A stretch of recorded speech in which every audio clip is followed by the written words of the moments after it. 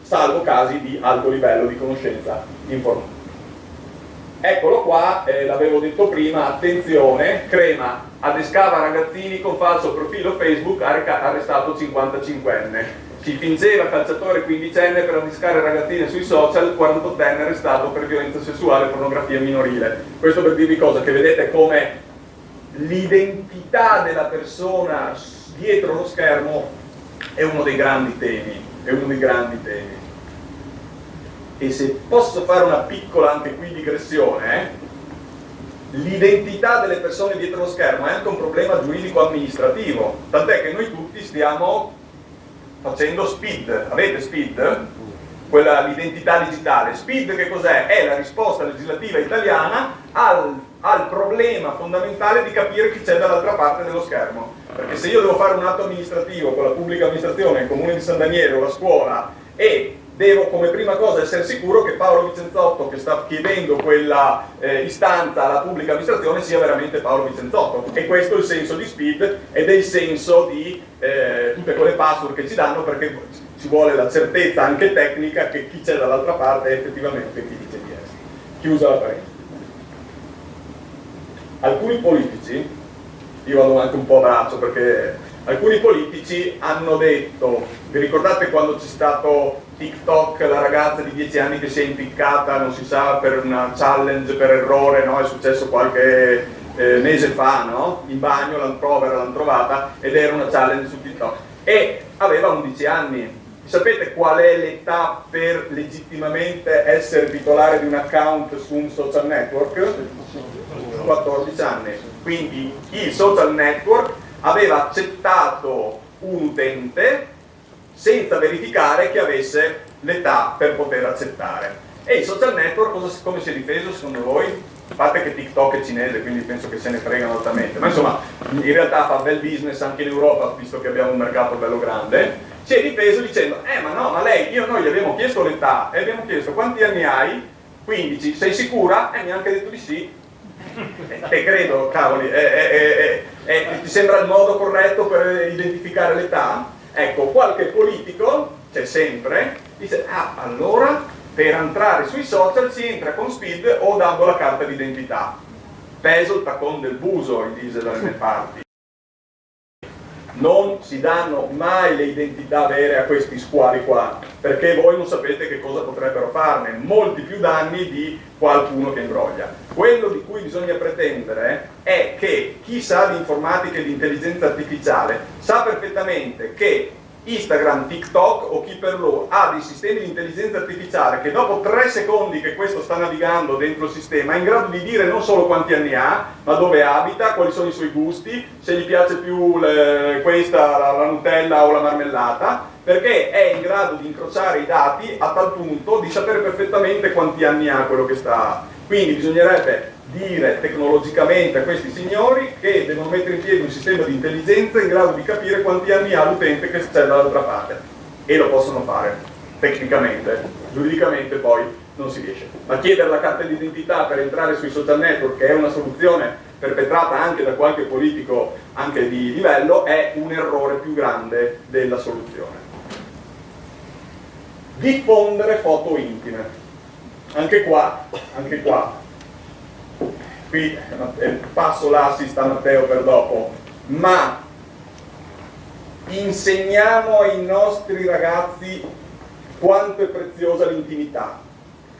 L'intimità è una cosa tua, preziosa, e mai farsi fotografare anche dal fidanzatino, così in atteggiamenti un po' intimi, magari no, in un contesto così di euforia del momento, perché quell'immagine lì rimane per sempre e il fidanzato scommetto che dopo 3 settimane, spero di più, ma va via. Ed è un'arma in mano a questa persona che può cancellarla con una lacrima, no? Scrivendo una poesia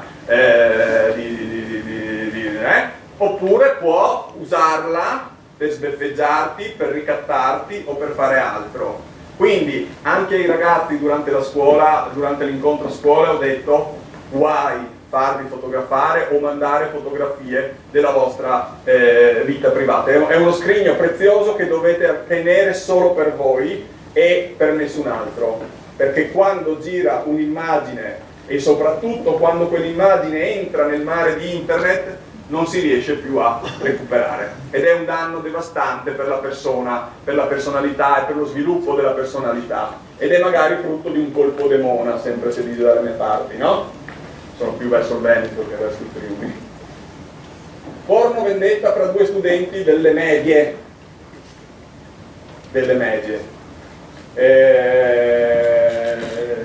Il nuovo caso è stato citato, Presidente, vabbè, ok. Poi, Frosinone, giovane accusato di revenge porn, spuntano altre vittime. Ecco, il nome che prende questa attività è revenge porn, quindi la vendetta di inviare delle immagini. Però non pensiamo in sé per sé alla pornografia nel senso più diciamo spinto, ma io veramente, anche vedendo profili Instagram di amiche di mia figlia, vedo delle foto che, io non so, tu ho detto prova a fare una roba del genere, ma sì, in reggiseno, con queste mutande, ma il senso manca il senso della preziosità dell'intimità, non so, di una nicchia della nostra vita che è impermeabile a tutto, dove noi ci ritroviamo, dove noi siamo noi stessi e ci specchiamo. Terribile.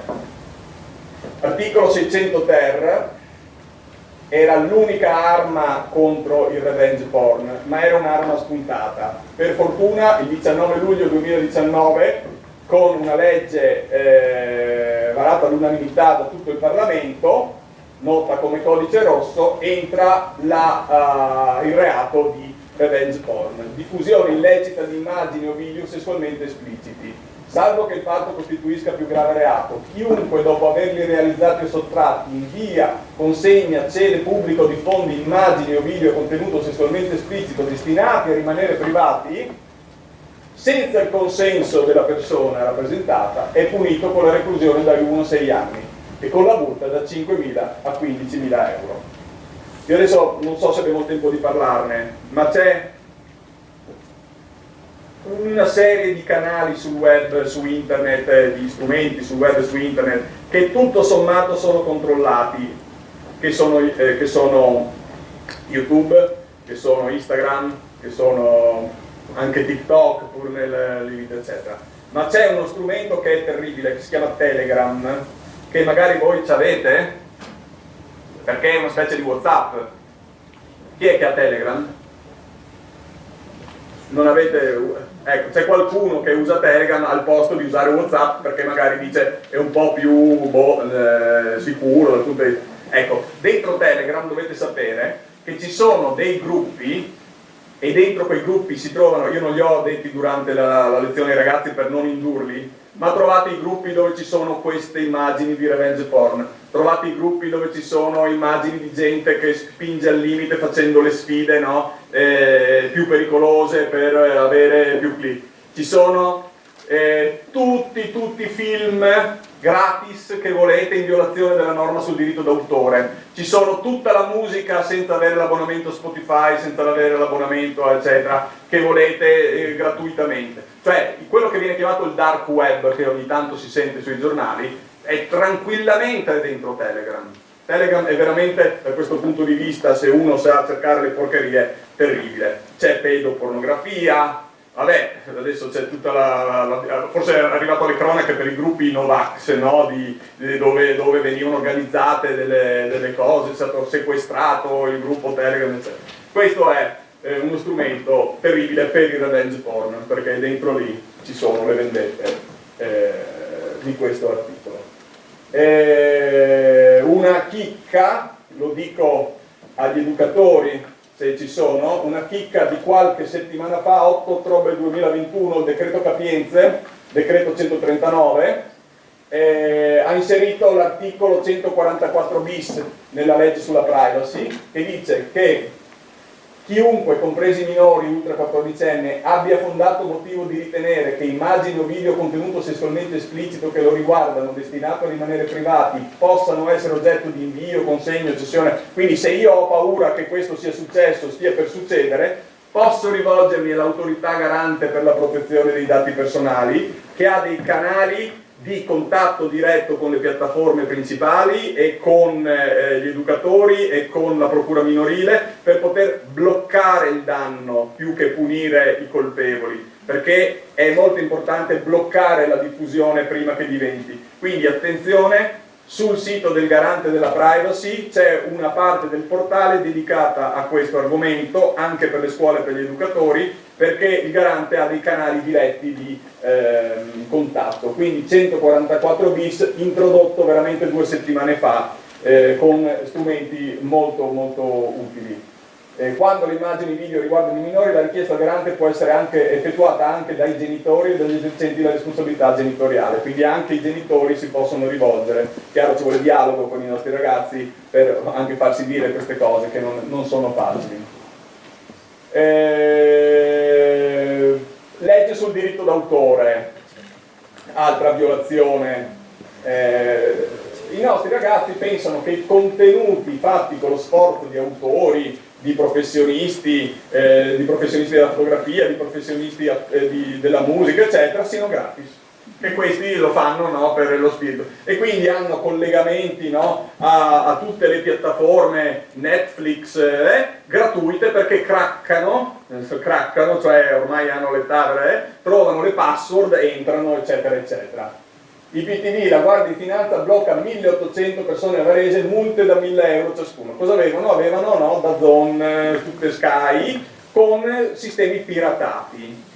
Ecco, il senso della legalità anche nel rispetto della produzione autoriale, che è patrimonio, l'intelligenza, il genio creativo italico, le canzoni più belle del mondo, sono patrimonio che deve essere preservato, non può essere una cosa buttata in vacca e uno gratuitamente, no, il genio va retribuito e non va, e va fatta una cultura della legalità anche nella fruizione dei contenuti multimediali. Oltre 200 piacentini denunciati dalla finanza per abbonamenti pirata, Netflix, Amazon, DAZN, Sky, Mediaset, eccetera.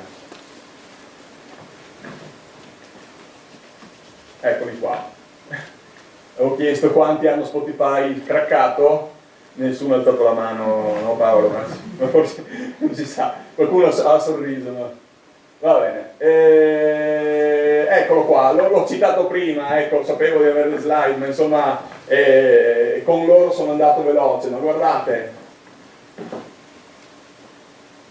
Ah no, non li ho messi, avevo i link a questi gruppi terribili di Telegram, li ho tolti, forse così non vanno in giro.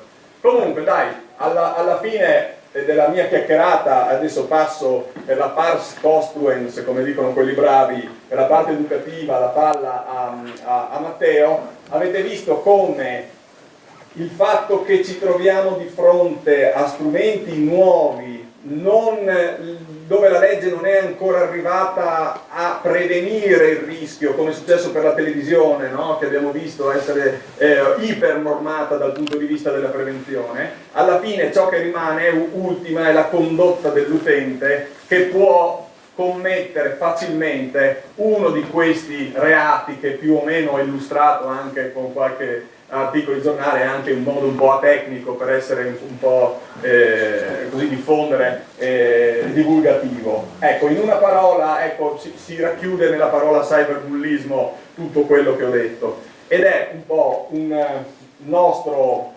obiettivo, e appunto passo la palla a Matteo e rimango poi a disposizione ovviamente per qualsiasi domanda, quello di prepararci come adulti educatori ad affrontare questi problemi anche insieme ai nostri ragazzi.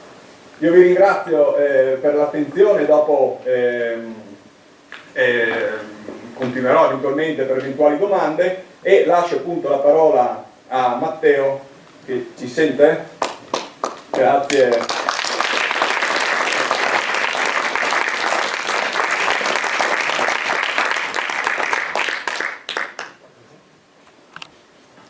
Paolo, ti ho applaudito anch'io da casa. Oh, ecco, ci sei. Sì. Ti ho applaudito. Buonasera a tutti, spero mi sentiate, mi vediate.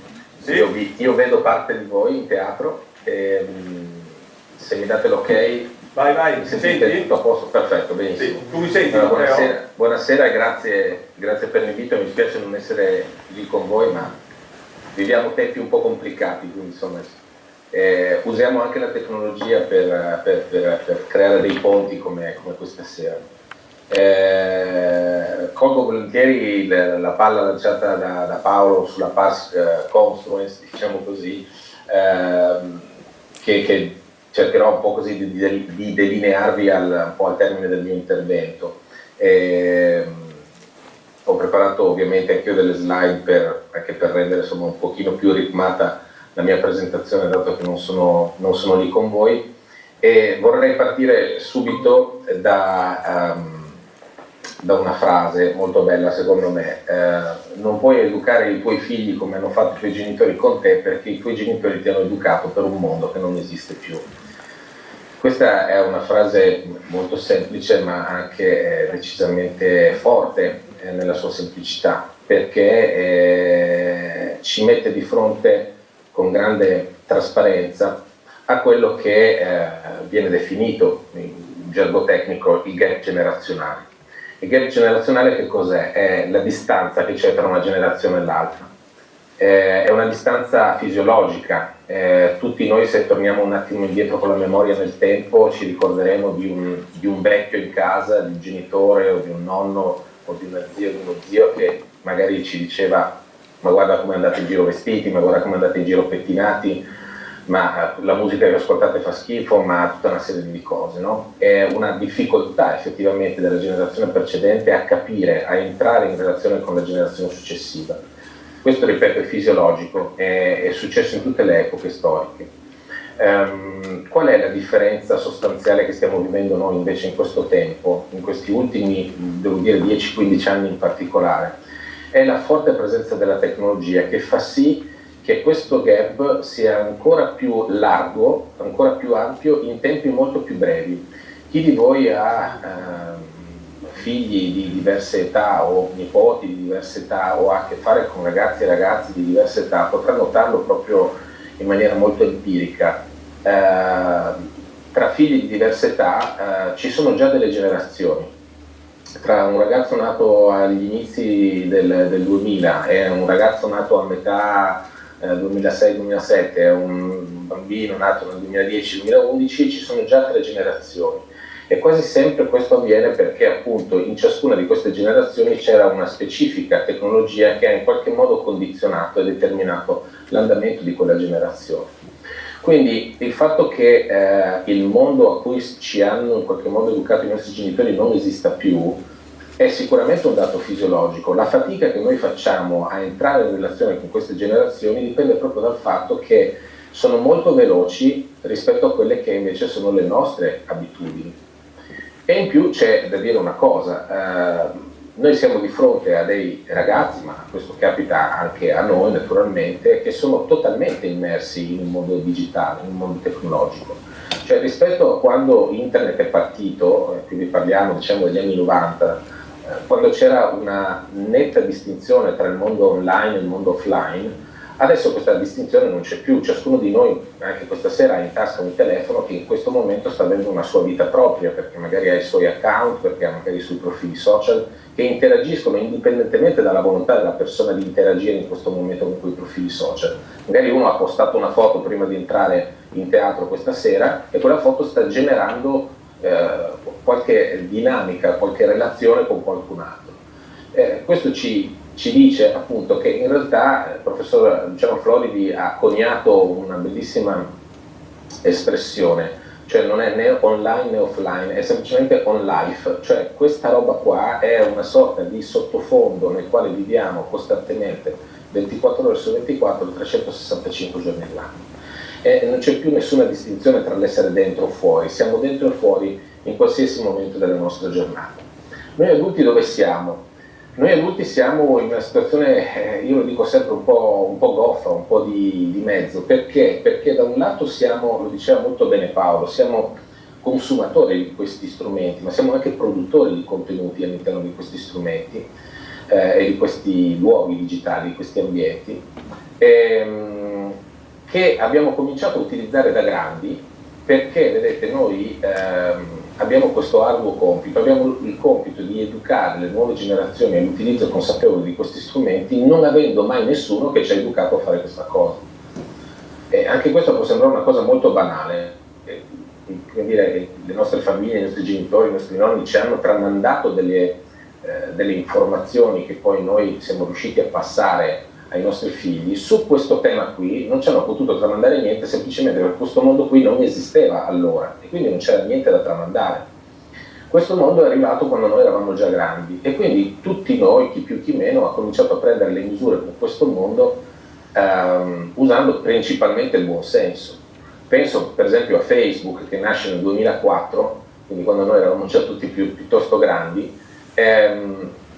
Facebook all'inizio è stato uno strumento per ritrovare i compagni di scuola, i compagni di università, gli amici che avevi perso di vista. È stato un grandissimo strumento di divertimento per molti adulti ed è stato così per diversi anni. Il problema è che mentre noi ci divertivamo con queste cose non avevamo compreso fino in fondo la sfida educativa che ci veniva posta da questi strumenti, cioè che in quello stesso momento si stavano affacciando sul panorama digitale delle nuove generazioni che di lì a qualche anno avrebbero sicuramente vissuto dentro questi ambienti digitali in un modo completamente diverso da noi.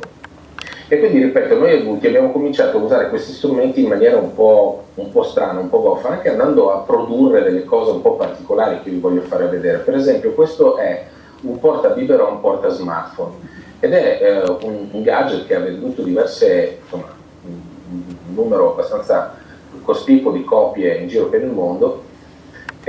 Lo slogan che accompagna questo gadget è: per non perdere le tue connessioni anche quando allatti tuo figlio, cioè posto che allattare tuo figlio è un'enorme perdita di tempo, almeno quel tempo che perdi lo sfrutti al meglio per fare delle cose che hanno a che fare con la tua vita online.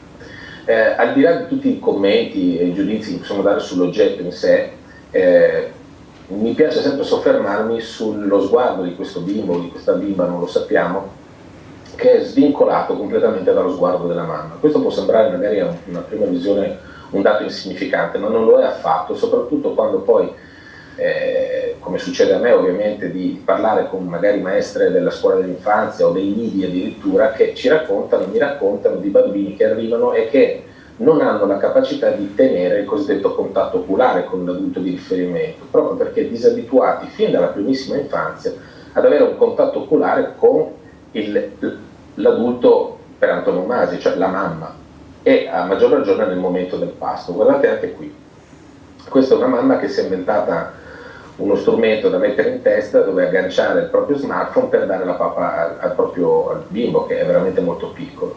Anche qui le neuroscienze ci dicono che il bambino in questo momento non sta avendo una relazione con la mamma, non sta creando una dinamica con la sua mamma, nemmeno con il pasto che sta facendo, ma è totalmente ipnotizzato da ciò che sta avvenendo dentro quello schermo, quindi è dissociato dalla realtà. Ora, qualunque psicologo dell'età evolutiva, qualunque neuroscienziato vi dirà che il modo migliore per un bambino di questa fascia d'età per l'età evolutiva del suo cervello è proprio quello di stare immerso nel principio di realtà e quindi di stare nella realtà che lo circonda, ma nella realtà vera, non nella realtà virtuale.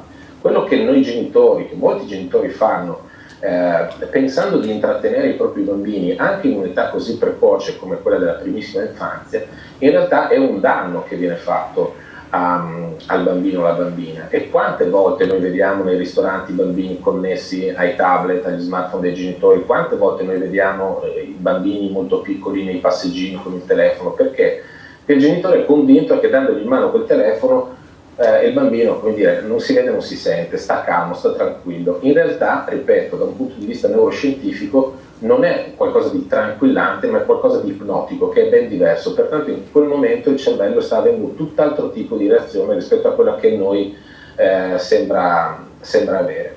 Altro dato interessante è questo: sempre più genitori si affidano ad Alexa, cioè a questi strumenti molto belli che sono gli assistenti vocali, per leggere le favole della buonanotte. Altro momento in cui il genitore va a interrompere una relazione educativa fondamentale, una relazione strutturante con il bambino, con il proprio figlio, al termine della giornata, a cui praticamente delega la macchina, in questo caso l'assistente vocale, a leggere la favola della buonanotte. Oppure scene che abbiamo visto e rivisto in tantissime situazioni, sicuramente saranno capitate anche a voi, dove appunto delle famiglie si prendono una serata per andare a cena e poi i genitori sono i primi a disinteressarsi della compagnia, lasciando il bambino un po' in balia a se stesso. Ecco, questi atteggiamenti in qualche modo ci allertano su che cosa, no? Giustamente prima Paolo diceva non è che dobbiamo dare la croce addosso ai ragazzi, ed è assolutamente vero, perché ricordiamoci che i bambini guardano e i bambini fanno, cioè il principio dell'emulazione, dell'imitazione è un principio fondamentale per la crescita del bambino. Quindi è chiaro che nella misura in cui noi siamo dei buoni esempi, dei buoni modelli da seguire e siamo i primi ad avere un rapporto sano con la tecnologia, i nostri figli ci seguiranno. Nella misura in cui noi siamo i primi ad avere un rapporto malsano con la tecnologia, molto probabilmente i nostri figli ci seguiranno. Cioè, quando noi ci arrabbiamo con i nostri figli adolescenti perché li chiamiamo 100 volte perché è pronta la cena e loro non vengono mai perché stanno attaccati allo smartphone, proviamo a domandarci da dove hanno appreso quel tipo di comportamento, se magari da piccoli li portavamo a cena ed eravamo noi i primi a disinteressarci di loro con il nostro smartphone in mano. Quindi è chiaro che questo è un punto fondamentale, cioè l'esempio passa assolutamente da noi adulti. Altre domande che ci dobbiamo porre, no, in questo cercare di scoprire il mondo che abbiamo di fronte. Conosciamo la musica che ascoltano, vedete, la musica è uno straordinario veicolo di informazioni. Il fatto è che noi abbiamo oggi dei generi musicali come questo, che è la musica trap, che favoriscono ovviamente il passaggio di informazioni, di messaggi molto pericolosi per dei cervelli in piena evoluzione. E quello che io ho notato nel mio lavoro è che anche bambini molto piccoli, anche bambini alle volte della scuola dell'infanzia, ascoltano musica trap. Anche qui in una sorta di sostanziale incoscienza da parte dei genitori. I bambini, i ragazzini mi dicono spesso sì, ma io non ascolto il testo, ascolto solo il beat, la musica, questo o quell'altro. Sì, è un po' come dire io fumo ma non aspiro, cioè in realtà il nostro corpo, il nostro cervello comunque acquisisce tutta una serie di informazioni. E quello che passa attraverso questa musica è molto esplicito, si parla di sesso, si parla di droga, si parla di armi, si parla di femminicidio, di omicidi, di disprezzo totale delle regole. E capite che questi sono disvalori molto forti che vengono impressi nel cervello dei bambini anche molto piccoli, e alle volte spesso mi sento dire ai genitori no, ma è di là che ascolta musica. Sì, ma che musica ascolta, che messaggi arrivano, che artisti sta seguendo, che testi sta ascoltando, no? Tutto questo ovviamente lo dobbiamo capire, lo dobbiamo conoscere, perché quando pensiamo che siano semplicemente davanti a YouTube a guardare dei video e non ci facciamo una domanda invece in più rispetto a qual è il contenuto di quei video, probabilmente stiamo dando per scontate delle cose che invece non dovremmo dare per scontate. E quindi sappiamo cosa fanno i nostri ragazzi online? Beh, certamente fanno tantissime cose molto positive, si divertono, giocano, ascoltano e guardano la musica. Ricordiamoci che anche rispetto a questo, vedete, non dobbiamo dare la croce addosso alla musica, perché la musica è stata sempre e sarà sempre anche portatrice di trasgressione.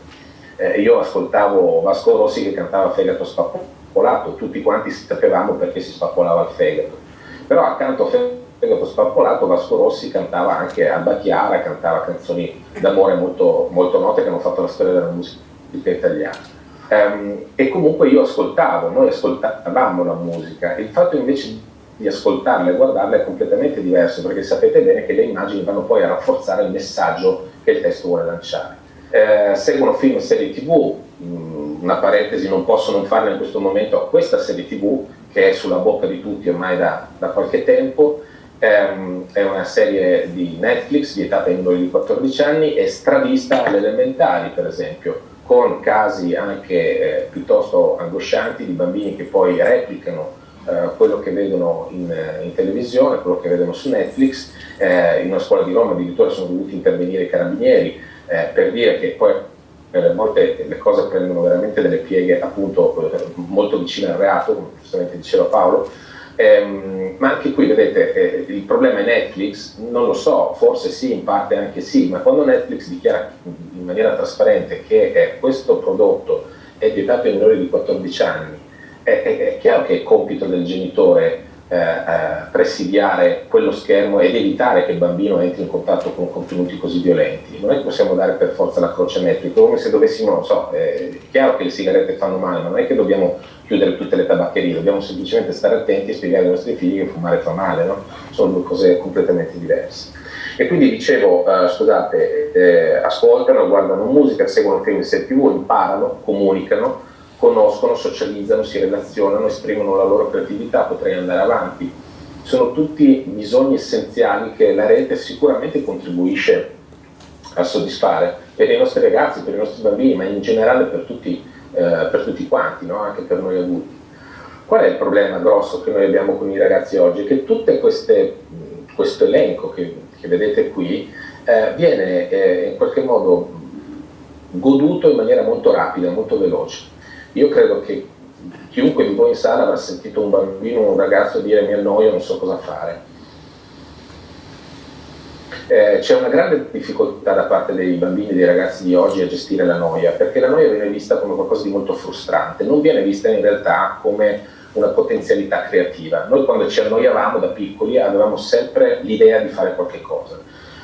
Oggi la noia viene ammazzata dalla presenza di uno schermo, perché dentro lo schermo io trovo qualunque tipo di soluzione alla mia noia. È chiaro che è la soluzione a portata di mano, la soluzione cosiddetta prêt-à-porter, no? Dove posso trovare i miei amici, dove posso trovare i video, dove posso trovare i videogiochi, dove posso trovare le canzoni, dove posso trovare i film, dove posso trovare tutto. Ma in realtà ogni volta che io mi rivolgo a uno schermo per ammazzare la noia sto impedendo a me stesso, al mio cervello e alla mia capacità evolutiva di trovare delle soluzioni creative a quella stessa noia. Il rovescio della medaglia è ovviamente che mentre fanno tutte queste cose positive, in realtà si scontrano, Paolo ne citava alcune, anche con tutta una serie di cose molto negative. La pornografia, no? Per darvi un dato, il 90% dei ragazzi tra 8 e 16 anni consuma giornalmente pornografia in rete e quasi sempre la prima volta è accaduto in modo casuale.